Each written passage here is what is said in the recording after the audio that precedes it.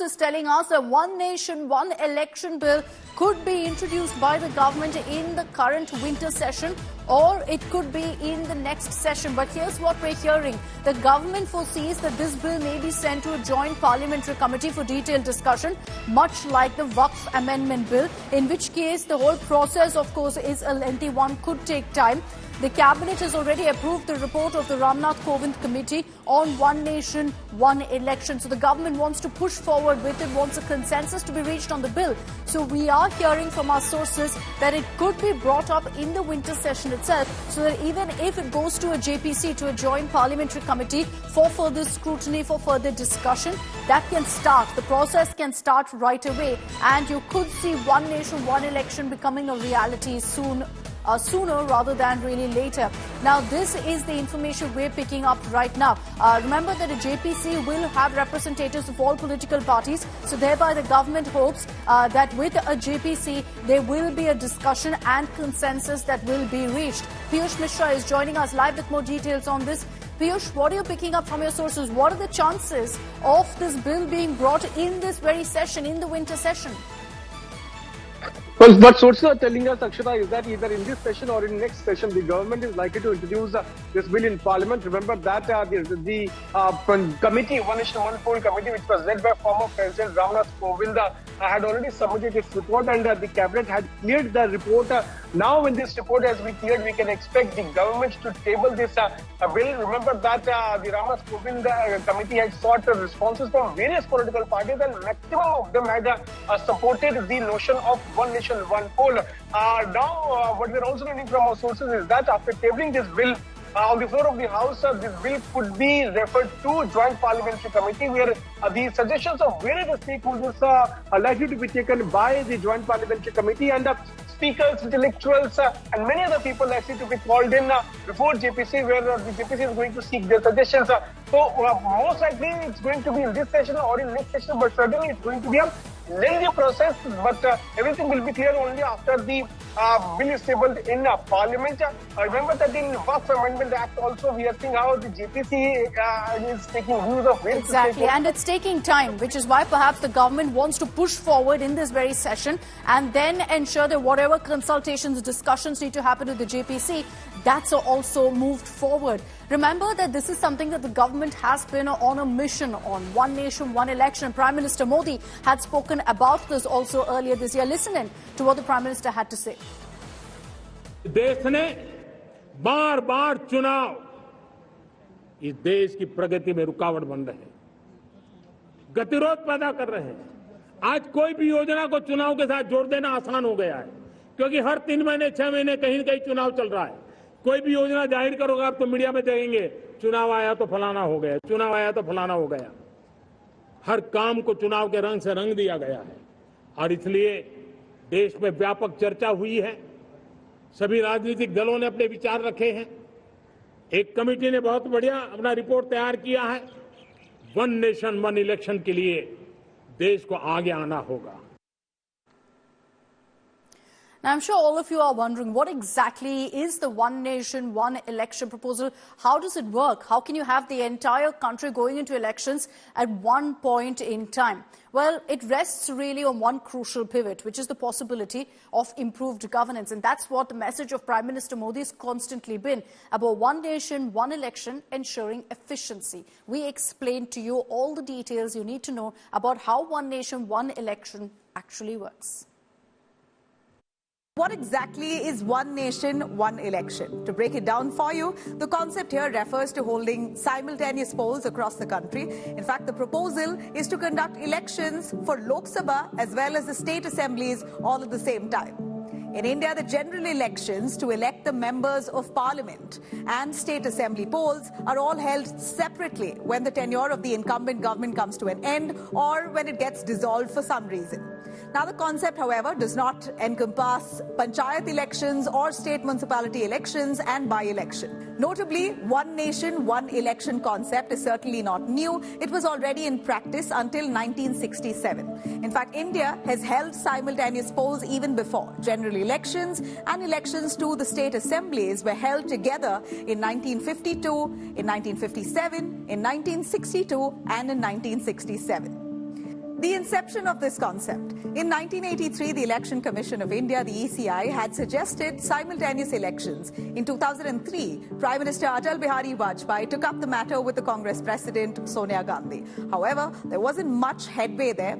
Then later in 2010, L.K. Advani said that he had already discussed the matter with Prime Minister Manmohan Singh. And over the years, Prime Minister Narendra Modi has been the one advocating and pushing for this idea of simultaneous Lok Sabha and State Assembly polls. It was also one of the components of the BJP's election manifesto for 2014 Lok Sabha elections.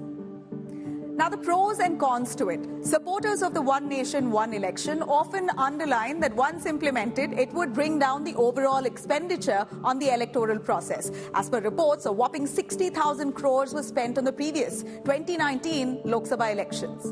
Now, simultaneous elections is also likely to boost voter turnout, making it quite convenient for the electorate to cast ballot at once. Another argument here favoring the simultaneous polls concept is that it will lead to a more efficient administration.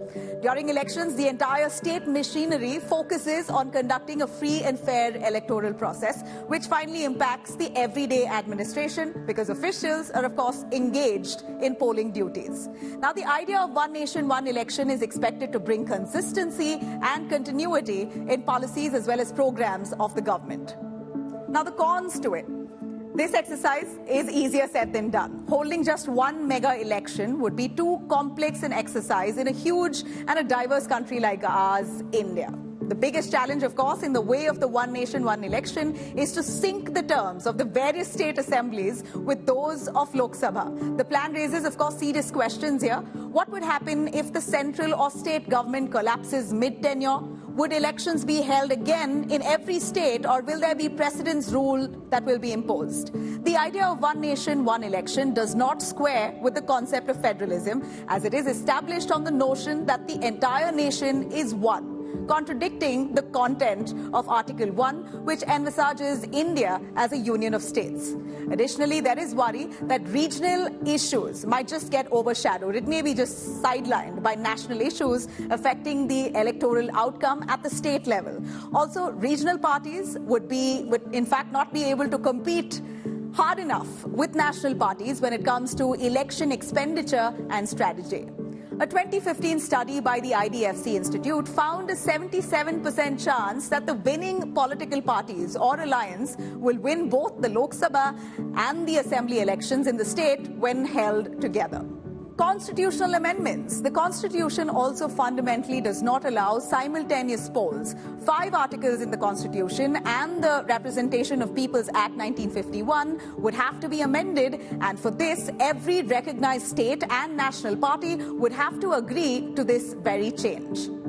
For a constitutional amendment, 2/3 members of the House must be present for vote. A consensus of all political parties and state governments is, of course, needed. After the constitutional amendment bill is passed in the Parliament, it then needs to be ratified by half the states in India through resolutions in their very assemblies. All right, let's move on now to what played out in Parliament today. You had, of course, the Adani controversy flaring up again, the Congress holding a protest with Rahul Gandhi, the leader of opposition, leading their agitation outside Parliament. And then you had the BJP raising now an alleged link between Sonia Gandhi and George Soros to demand answers of the Congress. So it was these two issues that dominated proceedings in Parliament, which essentially meant we saw non-stop protests, non-stop ruckus, even as there were attempts by the Lok Sabha Speaker and the Rajya Sabha Chairman to ensure productivity. It barely happened.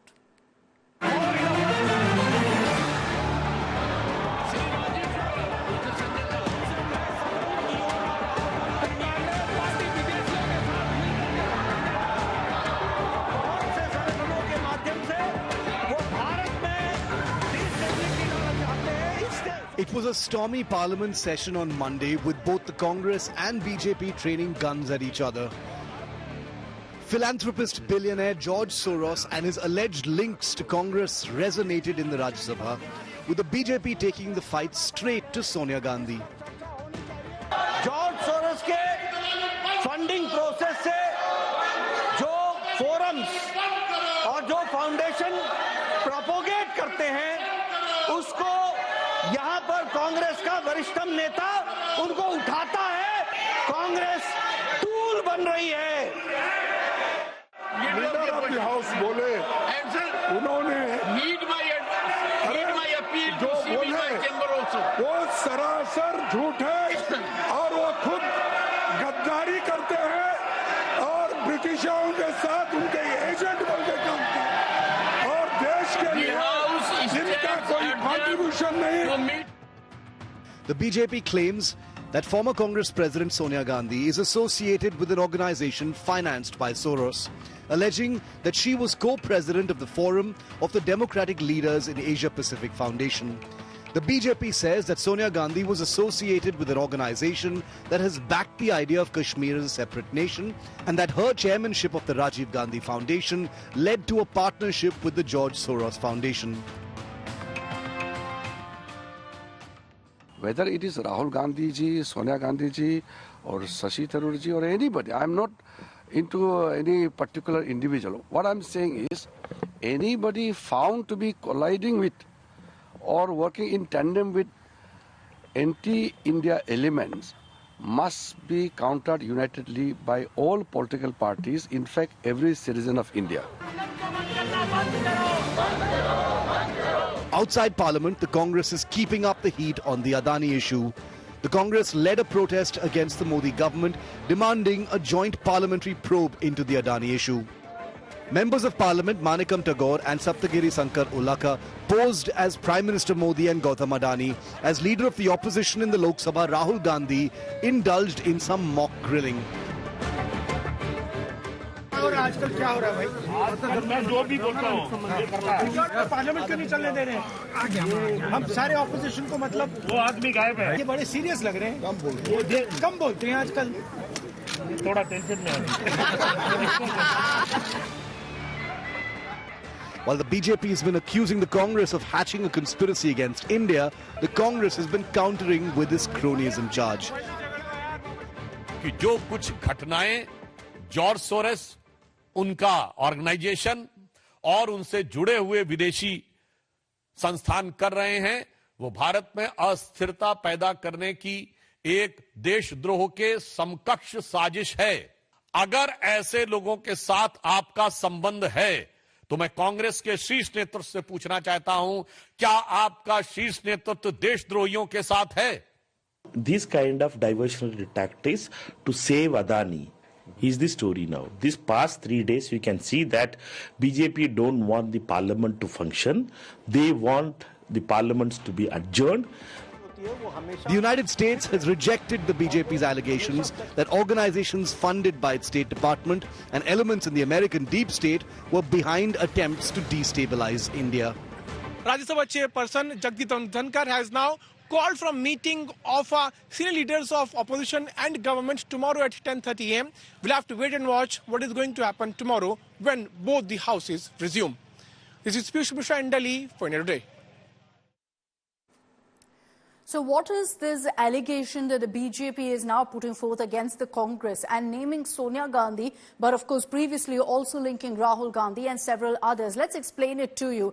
It all of course stems from George Soros, a businessman based in the United States, the founder of the Open Society Foundation, and also in fact has an organization, a group called OCCRP. He's accused largely of funding anti-India organizations, which is why the BJP has gone all guns blazing on this. Now, there are 3 links essentially that you've got the BJP referring to. First, that of Sonia Gandhi, because of the fact that she is the co-president of an organization that's funded by Soros. Now, the BJP said that this is the very same organization that backed Kashmir as a separate entity. And so they've said that this is, in fact, again, a link between Soros and Congress, between Soros and Sonia Gandhi.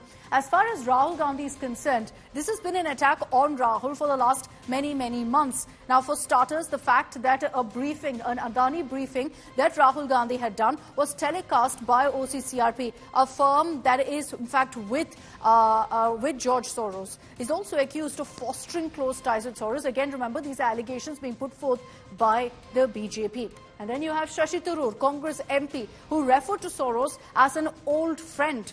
And it's that particular comment which he had put out on social media that the BJP is referring to now to say here is the evidence that there is a Congress-Soros link. Shashi Tharoor, of course, has completely rubbished all of this. Now, let's take a look at how, in fact, you've had this particular narrative being pushed forth by the BJP. And on the other hand, the Adani narrative by the Congress. They may not have consensus within the India bloc over this issue. They may be facing brickbats from the TMC, the SP, from their own allies over raising the Adani issue repeatedly in Parliament, but that hasn't deterred Rahul Gandhi. What we witnessed today was this moment where Rahul Gandhi was seen interacting with Congress MPs. They had masks, face masks of Modi and Adani, which two MPs wore. And then there was a conversation where Rahul Gandhi essentially pretended like he was speaking to Modi and Adani. Take a look at the sequence. क्या हो रहा है आजकल, क्या हो रहा है भाई? मैं जो भी बोलता हूँ आप क्या क्या बोल रहे हो? मैं कुछ भी चाहता हूँ। क्या चाहता हूँ? कुछ भी चाहिए। अरे क्या कर रहे हो भाई? मोबाइल नहीं जगह लो यार, मोबाइल नहीं जगह लो। तो आपका रिश्ता, आपके रिश्ते हाँ माइक कौन है भैया? हम दोनों का एक ही है। मैं जो भी बोलता हूँ हम दोनों मिलकर सब करेंगे। अच्छा, और कब से आपकी पार्टनरशिप चल रही है? माइक लगा फ्यूचर आपका माइक नहीं जगह लो थोड़ा सा। अच्छा, ये पार्लियामेंट क्यों नहीं चलने दे रहे हैं? हम सारे ऑपोजिशन को मतलब वो आदमी गायब है, अमित भाई आए नहीं थे आज हाउस में। अमित भाई से पूछना पड़ेगा। मैं जो भी बोलता हूँ ये बड़े सीरियस लग रहे हैं। कम बोलते हैं आजकल, थोड़ा टेंशन में है।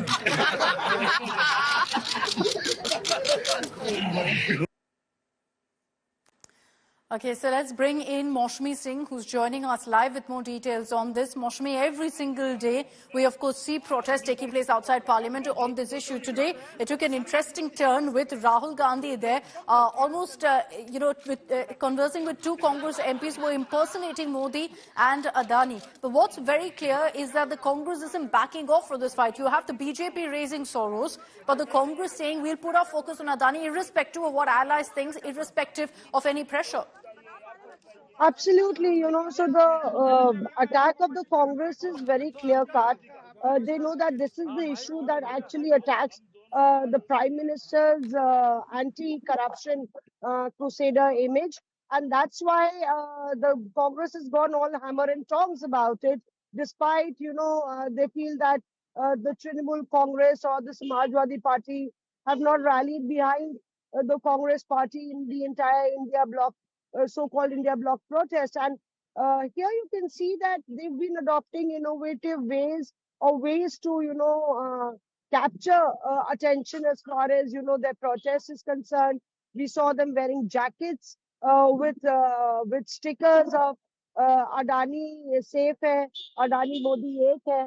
And this time you saw entire spoof. In fact, a mimicry where Rahul Gandhi is playing a part. So clearly the Congress, apart from the fact that they want to discuss the constitution and want to do a protest on Sambal, and perhaps Rahul Gandhi even took that. Yeah. But the challenge really for the Congress when they raise the issue of Adani is constantly the images that come in from Telangana. Thanks, Maushmi, for joining us with those details. So on one hand, you had this protest by Rahul Gandhi in Parliament, and you had, in fact, the entire Congress MPs there, as we showed you, impersonating Modi and Adani. On the other hand, at the Telangana Assembly in Hyderabad, today, BRS MLAs came together. And remember, the BRS has been lashing out at Revanth Reddy, at the Congress government in Telangana, again over Adani. So interestingly, you had the BRS MLAs all wearing T-shirts with slogans of Adani, Revanth, Bhai Bhai.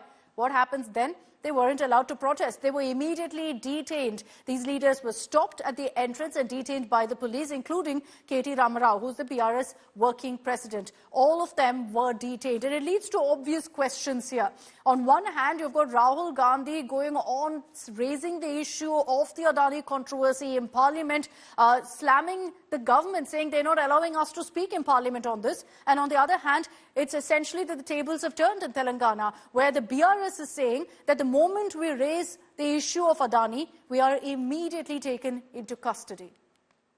मैं बस पूछना चाहता हूं राहुल गांधी जी से, आप पहले मन बना लीजिए, आप और रेवंत रेड्डी एक कमरे में बैठ जाइए और मन बना लीजिए कि कहना क्या चाहते हो आप हिंदुस्तान की जनता को, क्योंकि आप कंफ्यूज हो रहे हो, कंफ्यूज कर रहे हो। आप पार्लियामेंट में टी शर्ट पहन के आप प्रोटेस्ट करते हो, यहाँ पे असेंबली में हमें आने नहीं देते हो, पार्लियामेंट में कहते हो कि मोदी अदानी एक, वहां पे हम कह रहे हैं कि रेवंत अदानी एक है, तो क्यों नाराज हो रहे हो? क्यों आके तेलंगाना के स्पीकर हमें पाबंदी हम पे लगा रहे हैं? तो इसलिए मैं कहता हूं कि राहुल जी को, कांग्रेस पार्टी को यह तय करना चाहिए कि अदानी फ्रेंड है कि फ्रॉड है. So even as you've got the showdown and war of words over the Adani controversy, let's take a look at some of the highlights of what played out in Parliament today on these issues and many more.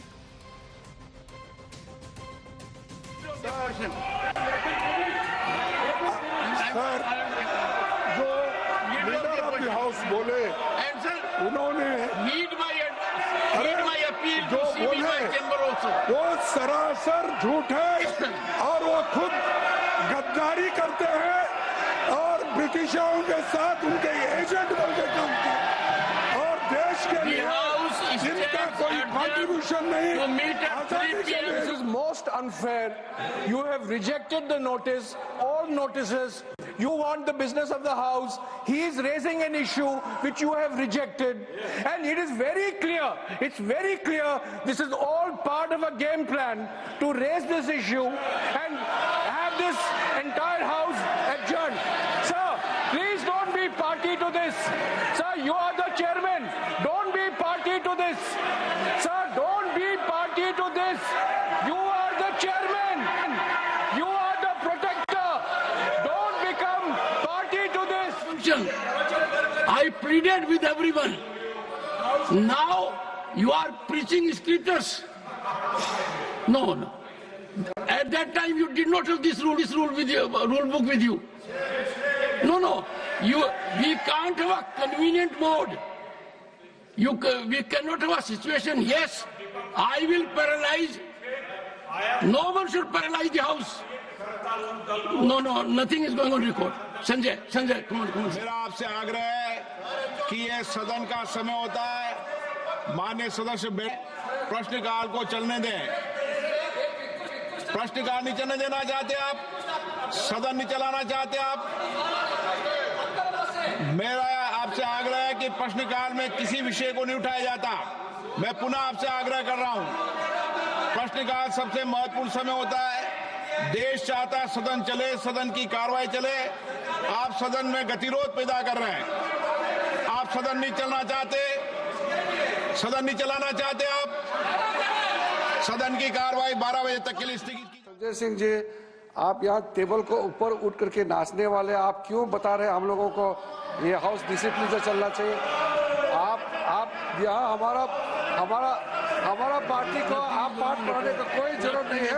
आपका पूरा कारनामा सबने देखा है. Table के ऊपर चढ़ के आपने क्या तमाशा किया था. हमारा कोई हम तो हाउस चलाना चाहते हैं, लेकिन आप एक समय आपका सुविधा के अनुसार कुछ और बोलेगा यही, और फिर यहाँ आप दूसरे काम करेंगे. लीडर ऑफ द हाउस ने यही बात को कहा है. मैं लीडर ऑफ द हाउस ने जो कहा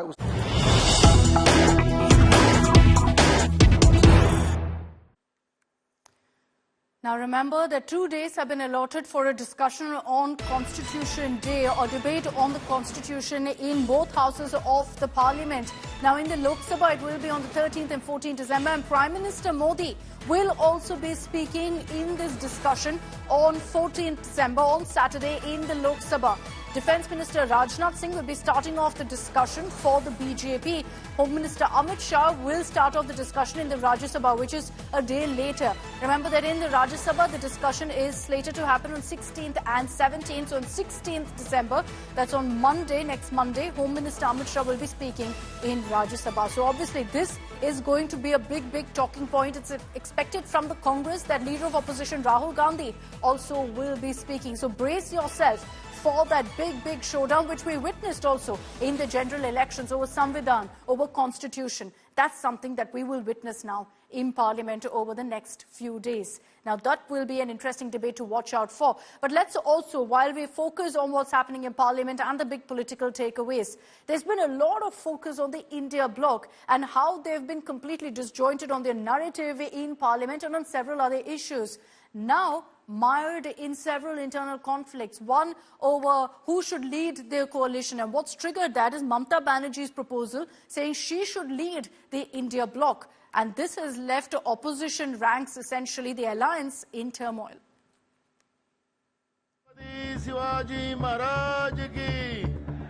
The India bloc united with the aim of stopping the Modi juggernaut in the run-up to the 2024 elections is divided again. And this time, it's the issue of leadership that has split the allies. With Mamata Banerjee throwing a hat in the ring as a potential leader of the bloc, the TMC once again has renewed the call for the West Bengal Chief Minister to take charge.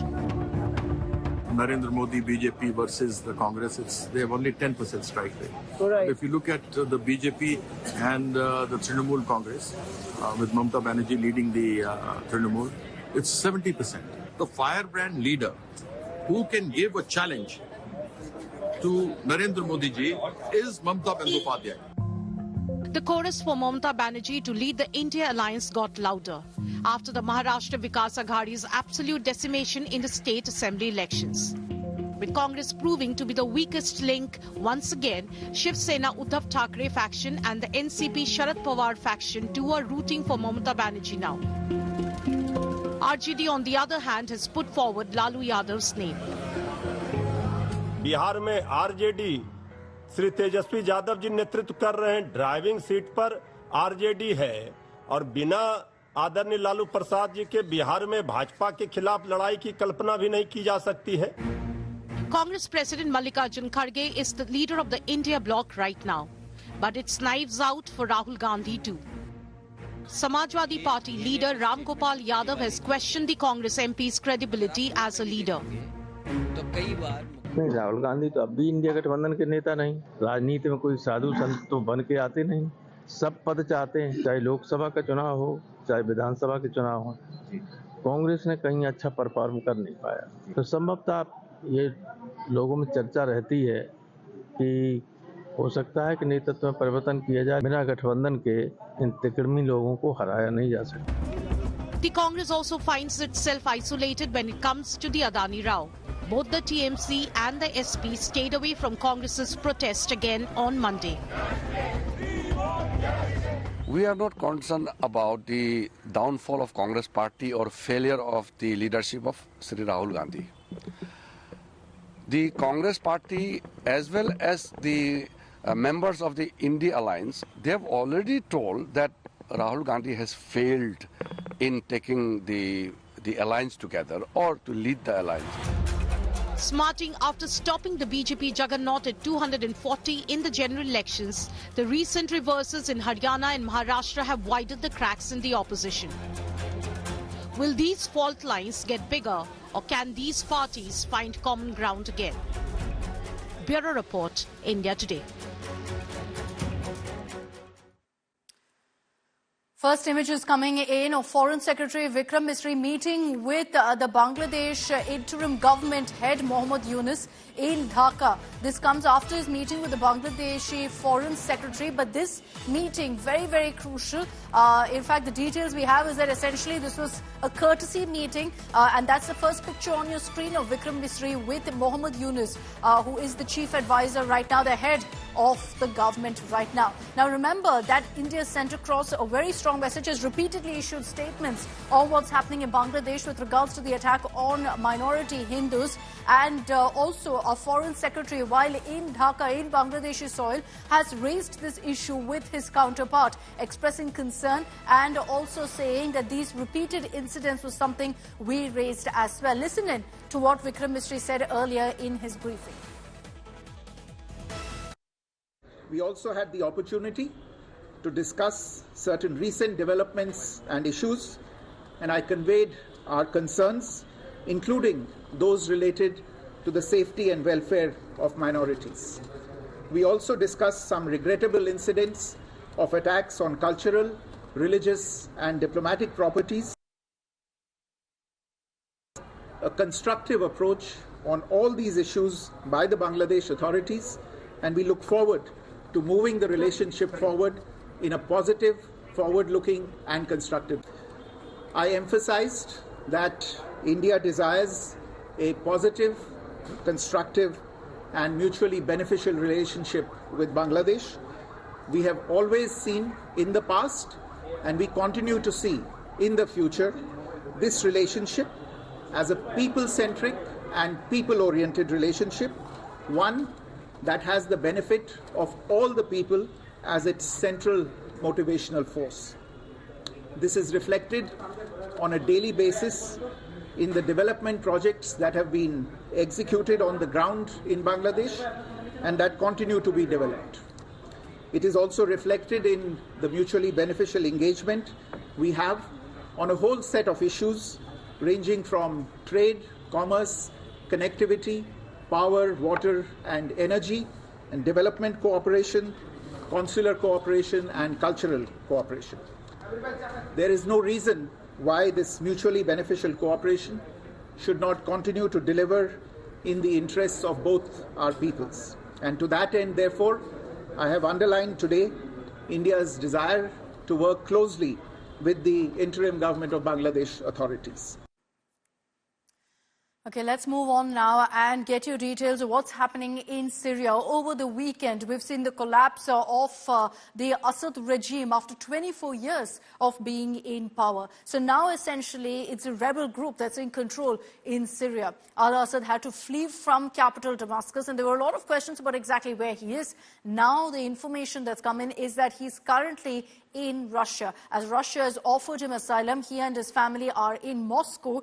This even as questions loom on what next for Syria. World leaders are watching right now, closely monitoring the developments in Syria as the country glares at an uncertain future.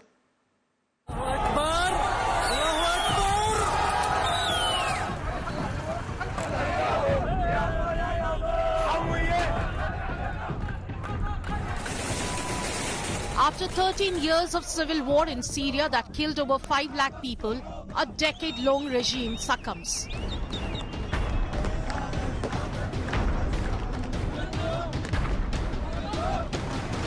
On Sunday, President Bashar al-Assad fled the country and rebel forces took charge of Syria. A familiar cycle of change in West Asia, but one that does not necessarily signal good. This victory, my brothers, is a new chapter in the history of the entire Islamic nation. It is a turning point for the region. How many dangers have we avoided? He handed Syria over to Iranian ambitions, spreading sectarianism and corruption throughout the country. Initially believed to have been assassinated in the air, the ousted president and his family have been granted asylum by Russia. Syria's Prime Minister Ghazi al-Jalali is cooperating with the rebel forces for a peaceful transition of power. But the country, already broken from war and conflict, glares at an even more uncertain future. Assad's ouster has shifted Syria's global dynamics. World leaders are closely monitoring the developments in crisis-hit Syria. We've taken note of statements by the leaders of these rebel groups in recent days. And they're saying the right things now. But as they take on greater responsibility, we will assess not just their words, but their actions. And we are mindful that there are Americans in Syria. Historic day for the Middle East. The collapse of the Assad regime, the tyranny in Damascus offers great opportunity, but also is fraught with significant dangers. This collapse is a direct result of our forceful action against Hezbollah and Iran, Assad's main supporters. It set off a chain reaction of all those who want to free themselves from this tyranny and its suppression. For years, Iran's support sustained Assad's regime in Syria. Iran blamed Israel for the overthrow of Bashar al-Assad, accusing Israel of arming rebels and providing them with support. The opposing parties were provided with modern equipment so advanced that even many of the world's developed countries didn't possess it. For this reason, the Syrian government, army and people decided not to resist heavily in this area. Israel reportedly conducted 3 airstrikes in the Syrian capital on a security complex and a government research center, which it had said in the past was used by Iran to develop missiles. Assad's ouster came as a big relief for Syrians, but normalcy remains far away. Bureau Report, India Today. let's get you details now of the cold wave that's hit parts of North India. On one hand, you get these kind of beautiful images of snowfall, and also with it a whole lot of inconveniences, unfortunately. But let's get you some of the images of what winter looks like right now in the north. High-altitude areas of Chamoli, including Badrinath, Auli and Joshimath, witnessed fresh snowfall, leading to a winter wonderland in Uttarakhand.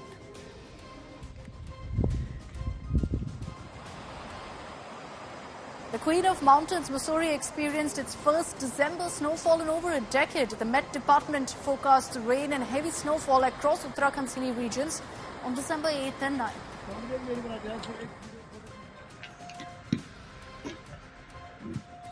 Gangotri Dham in Uttarkashi received its first snowfall following overnight rain. The sudden weather change also led to temperatures dipping.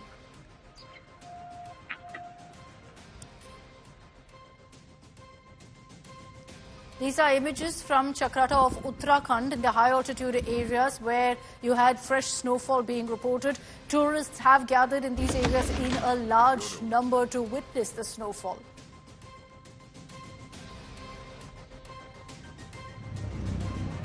Shimla, Kufri and nearby areas also received significant snowfall, leading to, again, a tourist influx. The Met Department has even issued a yellow alert for more snow and rain as temperatures plunge across Himachal Pradesh.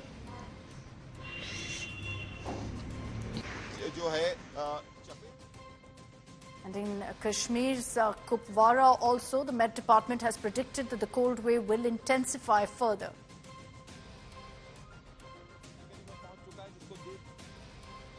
In the national capital, Delhi is bracing to experience a significant drop in temperatures from December 10th, with the mercury likely to hit as low as 3 degrees Celsius. Delhi has already experienced light rainfall on December 8th.